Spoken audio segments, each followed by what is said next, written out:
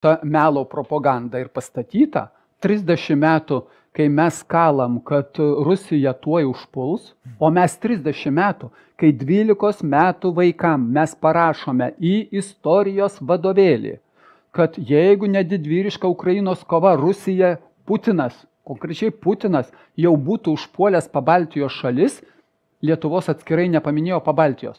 Tai yra vaikų žalojimas.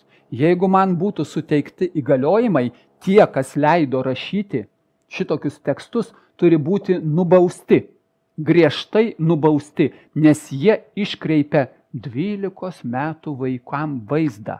Tai mes taip galim suformuoti kultūringą, labai kultūringa vokiečių tauta. Per kiek metų Hitleris iš jos padarė žydus žudyti yra normalu. Tiesiog normalu. Kas čia jums nesuprantama? Jo nėra dabar panašu, kad dabar... 5-7 metai užtruko. Pas mus 30 metų kalama, rusai toj pat užpuls. Paulauskas, kuris buvo aukščiausio Seimo pirmininkas. Rusai ruošia, išsikėlė jau į Neringą. Paviljonis, kuris tuo metu buvo ambasadorius Amerikai. Rusai prie Vilniaus ruošia įsiveržimą į Lietuvą, kai Rusijos federacija buvo 5. pasaulio valstybė, pripažinusi Lietuvos nepriklausomybę.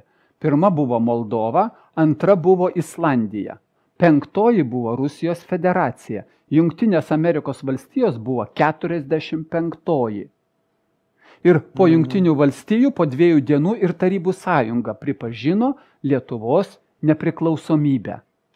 Bet išorės priešas buvo reikalingas būtent 1 vietoje Landsberginiai partijai, tik jai pradiniame etape ir daugelį metų.